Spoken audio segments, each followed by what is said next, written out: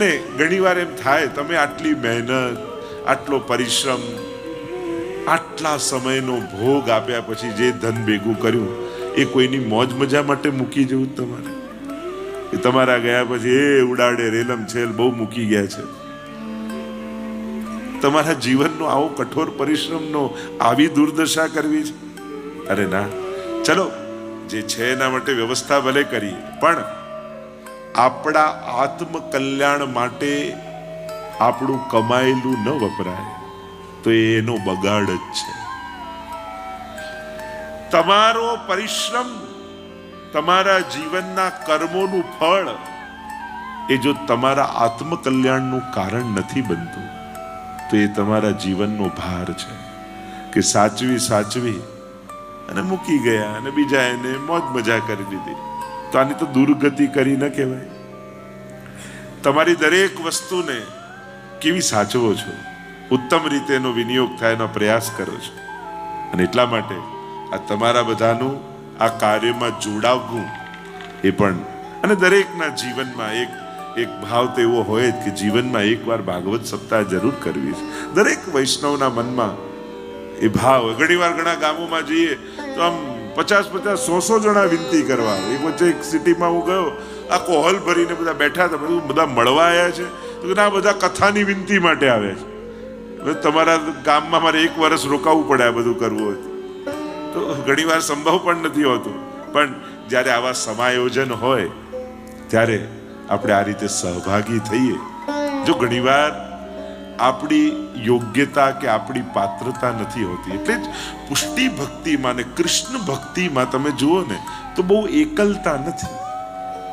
અહીંયા યુથ છે, સમૂહ છે, અને સમૂહમાં ભક્તિ કરવાની વિશેષતા એ છે. ગોપીઓ પણ જ્યારે ગોપી ગીત પુકારે છે ને ઠાકોરજીને, ત્યારે કહેવાય ને 19 પ્રકારના ગોપીજનો, એમના યુથ છે પાછા. કેવલ 19 ગોપીઓ જ નહીં, યુથ ગોપીજનોના. કારણ કે એવું કહેવાય કે તાનપુરા ઘણા બધા પડ્યા હોય અને એકના તાર હલાવો તો આપમેળે બીજા બધાના હલવાના.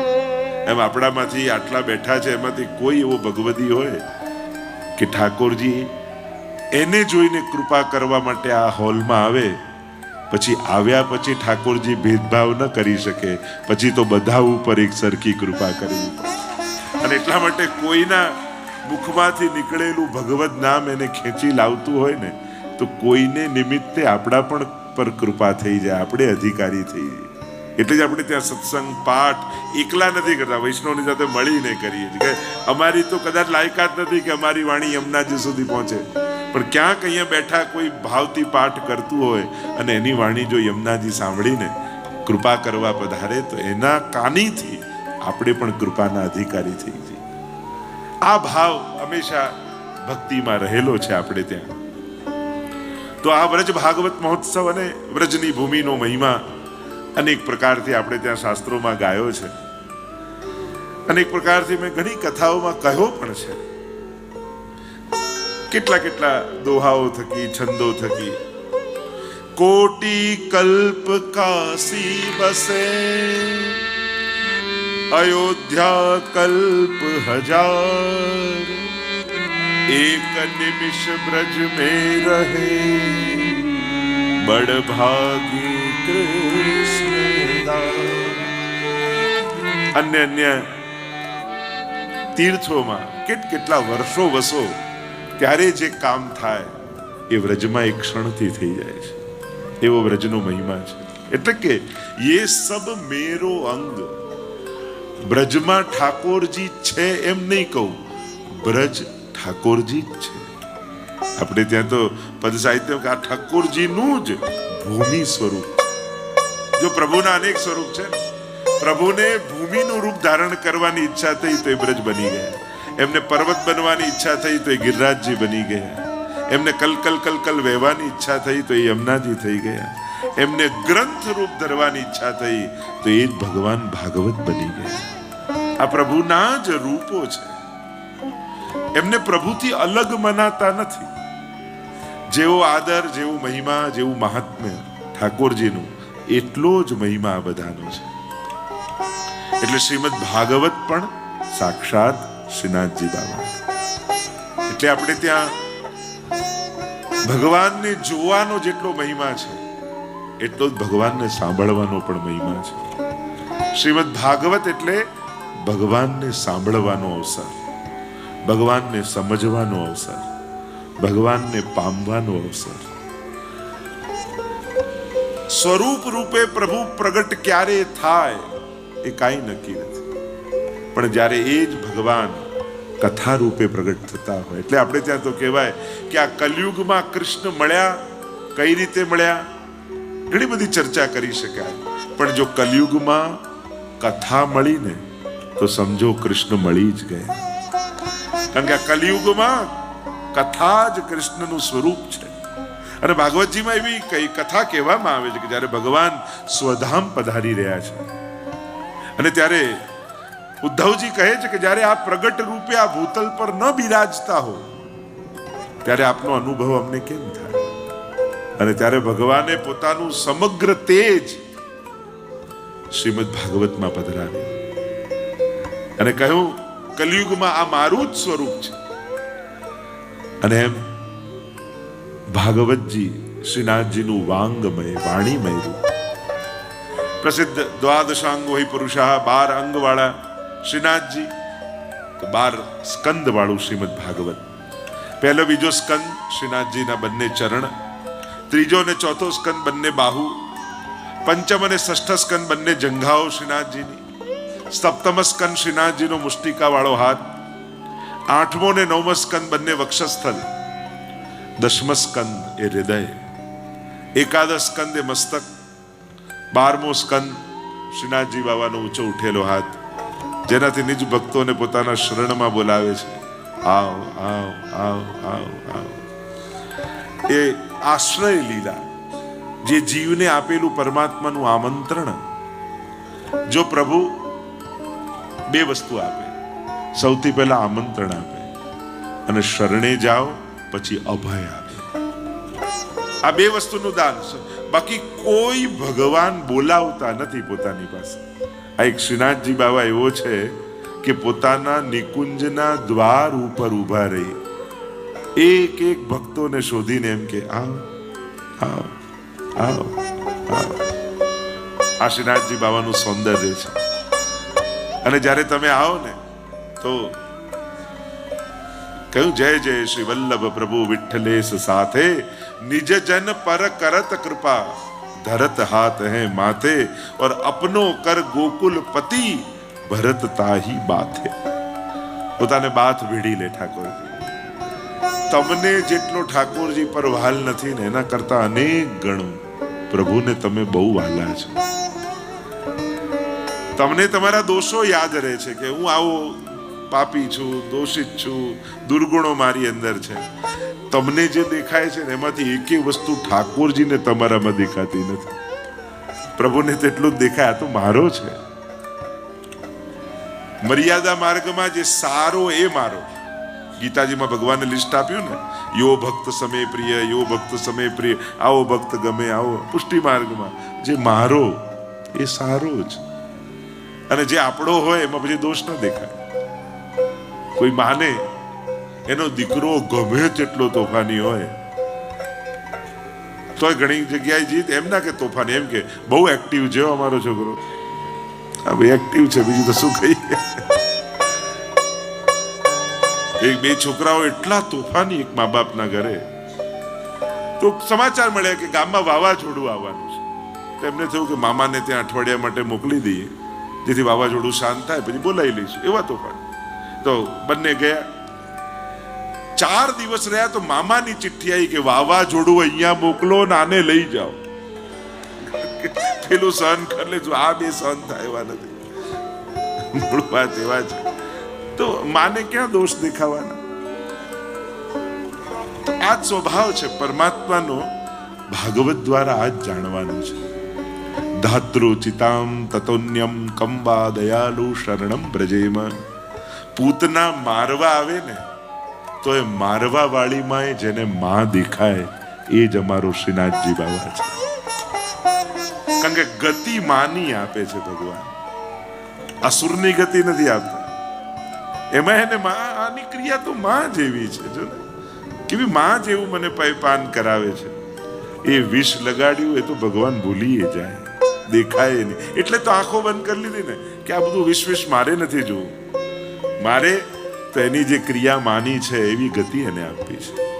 આજ શ્રીનાથજી બાબાની કરુણા ભાગવતમાં આપણે અનુભવવાની. ભાગવત સાંભળ્યા પછી એક કામ બહુ મોટું થાય, ભગવાન પ્રત્યેનો ભય જતો રહે. જે ઠાકોરજીના નામે આપણે ડરેલા હોઈએ ને એ ભય નીકળી જાય. મેં તો ઘણા જો જે હવે બીક નથી લાગતી હો ઠાકોરજીની. પહેલા તો સેવા પધરાવતા ડર લાગતો ને, બ્રહ્મસમર લેતા ડર લાગતો ને, પુષ્ટાવતા ડર લાગતો ને, સકડી ભોગ ધરતા ડર, બધામાં ડર. અરે ભગવાન તો આનંદ રૂપ છે. એ દોષ જોવા થોડી બેઠો છે. પ્રભુ તો કેટલા કોમળ સ્વભાવ વાળા છે. અરે કદાચ દૂધમાં ખાંડ નાખવાનું ભૂલી ગયા, ઘરના લોકો ગુસ્સો કરશે, ઠાકોરજી ક્યારે નહીં કરે. એ તો એમ જ તારો હાથ લાગ્યો ને એટલો મીઠો છે ને, મને તો એમાં જ એની મધુરતાનો અહેસાસ થાય. ભગવાન પાત્ર જોઈને કૃપા નથી કરતા, પ્રભુ વસ્તુ જોઈને કૃપા નથી કરતા, પ્રભુ હાથ જોઈને કૃપા કરે છે કે ધર્યું કોણે છે, શું ધર્યું, કેટલું ધર્યું એ ઠાકોરજી નથી જોતા, કોણે ધર્યું એ તમને અગાધ પ્રેમ કરે છે.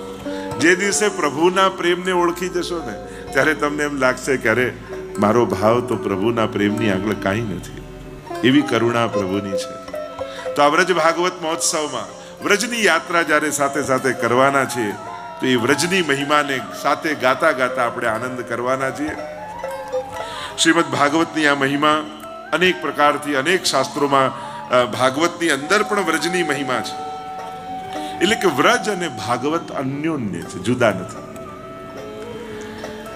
ભાગવતમાં મહત્તા જ આ વ્રજની લીલાને કારણે છે. બાકી અન્ય કથાઓ તો અન્ય પુરાણોમાં છે, પણ સારસ્વત કલ્પના દ્વાપરમાં પ્રગટેલા પ્રભુની કથા એ શ્રીમદ ભાગવતમાં છે.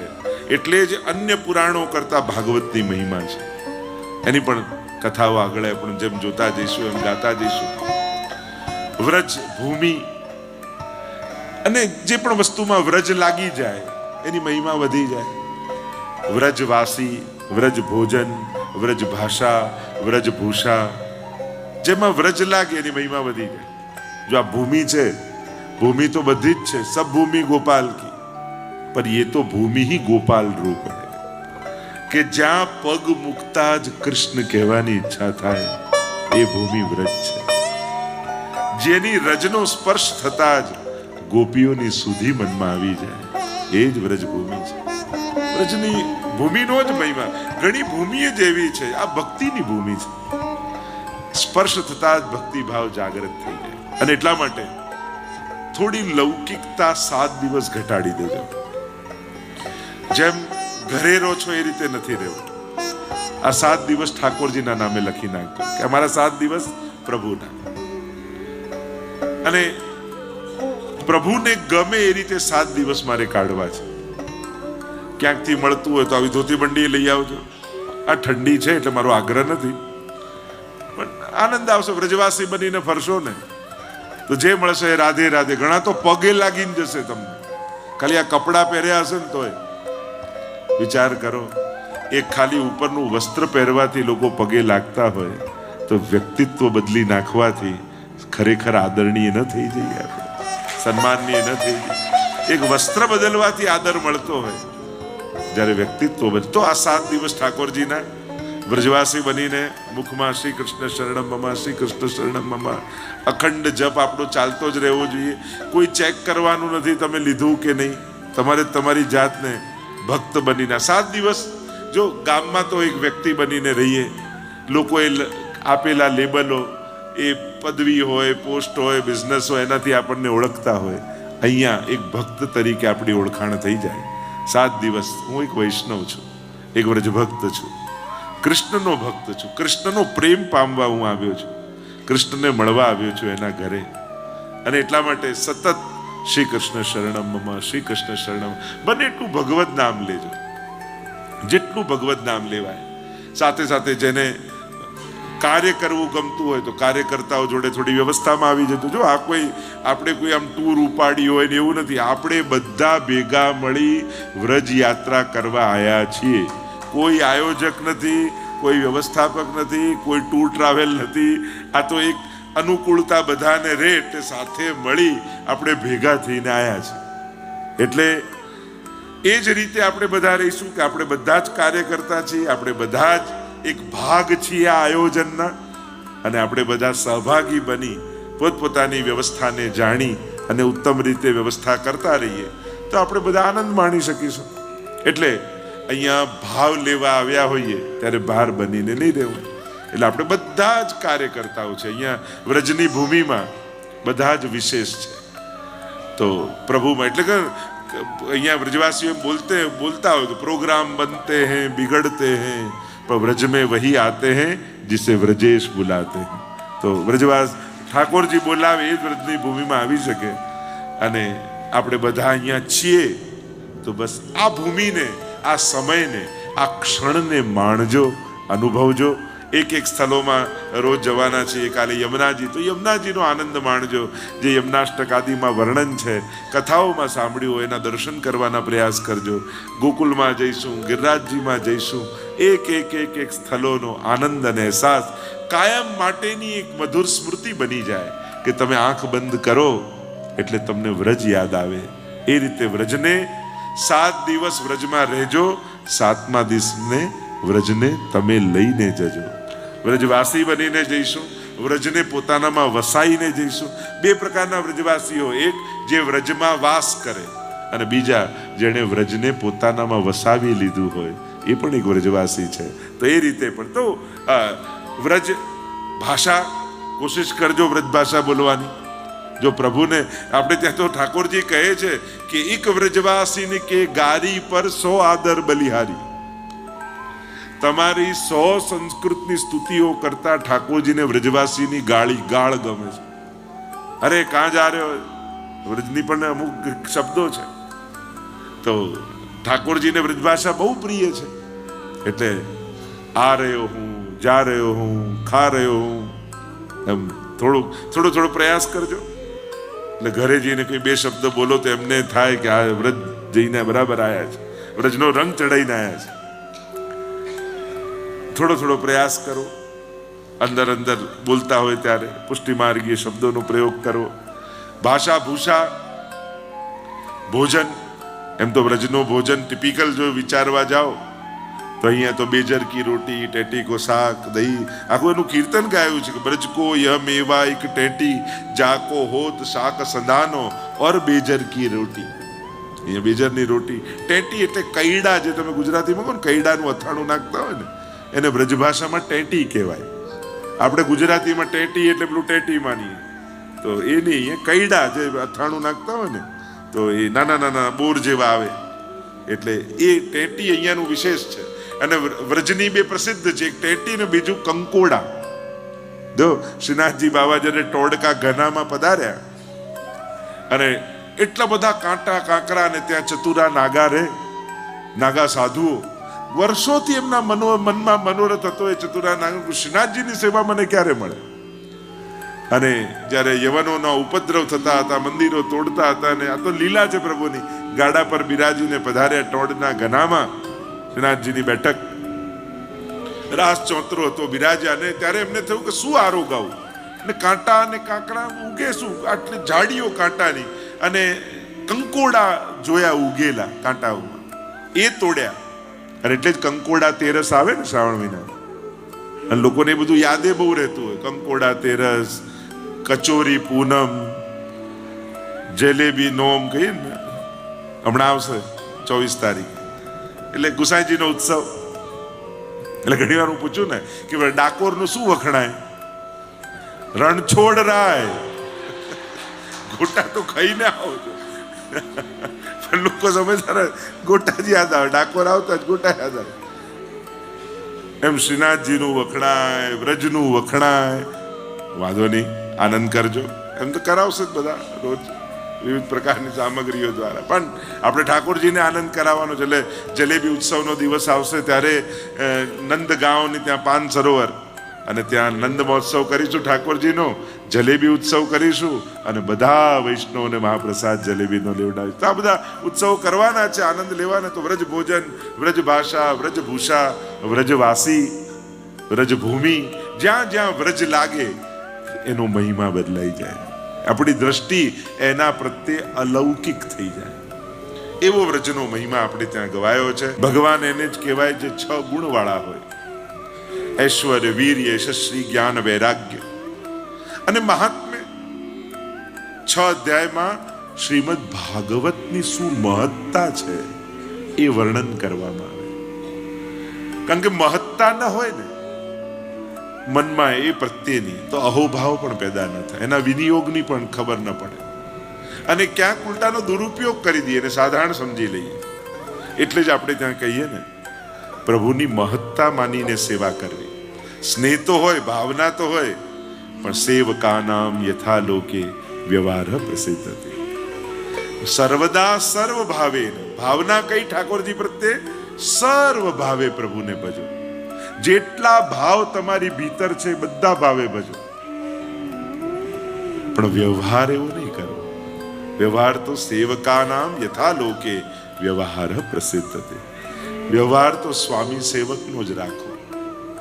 એટલે ભાવને જ્યારે એ દશા આવે ત્યારે જુદી વાત છે, પણ બાકી દેહ બુદ્ધિ છે ત્યાં સુધી તો સ્વામી છે મારો, હું એનો દાસ છું. અને એટલે જ આપણે ત્યાં અન્ય સંપ્રદાયોમાં યા ઘણી જગ્યાએ દીક્ષા લે તો એના નામ ફેરવી નાખે. આજે જે વૈષ્ણવ બ્રહ્મ સંબંધ લેતા હતા કે જે કુછ કઈ નામ હવે શું રાખવું? મેં કહું દાસના નામ ના હોય, દાસના તો કામ જ હોય. કારણ કે કોઈક નામ આપો તો પાછા એ નામ સાથે જોડાઈ દઈએ. દાસ બનવું એટલે બધા નામોથી મુક્ત થઈ જાવ, પ્રભુના ખાસ થઈ જાવ. દાસને કોઈ નામ દાસ છે, બસ એ દાસપણું પામવું, સર્વ નામમાંથી મુક્ત થવું, એ જ તો ભક્તિ માર્ગની પરમ સિદ્ધિ છે. અમે તો કાંઈ ને દાસ છીએ પ્રભુના. વૈષ્ણવ હંમેશા એમ જ કહે ને, કોઈને ઘણી વાર તો ભગવતી વૈષ્ણવને પૂછે તમારું નામ, બસ પ્રભુના દાસ છીએ, એ જ અમારું નામ છે. દાસ બનવું એનાથી મોટી સિદ્ધિ કોઈ નથી. તો ભાવ બધા મનમાં ભાવ. એટલે જ મહત્તા, મહાત્મ્ય કયું 6 અધ્યાય. તમારું 4 વર્ષનું બાળક હોય, એક હાથમાં સોનાની લગડી રાખો, એક હાથમાં ચોકલેટ રાખો, તે શું લેશે? શું લે? ચોકલેટ. હવે તમારી સામે કોઈ આ બંને રાખે છે તો તમારા મને એનામાં ફેર શું છે? કેમ તમે સોનું પસંદ કર્યું ને ચોકલેટ નહીં? કે તમને ખબર છે કે આ સોનામાંથી તો હજારો ચોકલેટ આવી જશે, પણ પેલાને જે આકર્ષણ છે એના માટે મહત્તા એની છે. પણ તમે મહાત્મ્યને જાણો છો સોનાના. એમ જ અન્ય કોઈ સમજે ન સમજે, વૈષ્ણવ તો ભાગવતના મહાત્મ્યને જાણે છે કે 17 પુરાણોનો મહિમા એક ભાગવત શ્રવણ કરવાથી સિદ્ધ થાય. જેટલા શાસ્ત્રોમાં પુણ્યો વર્ણિત કર્યા છે, કોઈ એમ કે કોઈએ કેવું પુણ્ય કરું કે એ કરવાથી બધા પુણ્ય થઈ જાય, તો કે હા, ભાગવત એવું પુણ્ય છે જે કરવાથી શાસ્ત્રોમાં વર્ણિત બધા પુણ્યો સિદ્ધ થઈ જાય છે. કોઈ એમ વિચાર કરે કે મેં અનેક પાપ કર્યા છે, મારે પ્રાયશ્ચિત કરવું છે. દરેક પાપનું પ્રાયશ્ચિત જુદું છે. ગૌ હત્યાનું પ્રાયશ્ચિત, બ્રહ્મ હત્યાનું પ્રાયશ્ચિત, કોઈનું લઈ લેવાનું પ્રાયશ્ચિત, કોઈનું આ, દરેક પાપના પ્રાયશ્ચિત જુદા છે. કોઈ કે એક એવું પ્રાયશ્ચિત કરું કે જે કરવાથી બધા પાપો નિર્મૂલ થઈ જાય, તો કે હા, શ્રીમદ ભાગવત એ જો સૌથી મોટું પુણ્ય છે તો એ સૌથી મોટું પ્રાયશ્ચિત પણ છે. સર્વ પાપોનો નાશ કેવલ શ્રીમદ ભાગવત શ્રવણ કરવાથી થાય છે. કોઈ એક એવું ભક્તિ કે સેવા ખરી કે જેનાથી ઠાકોરજી રાજી થઈ જાય, એમને સર્વોચ્ચ આનંદ મળી જાય કે આ ભાગવત શ્રવણ, એનાથી પ્રભુ બહુ પ્રસન્ન થાય છે.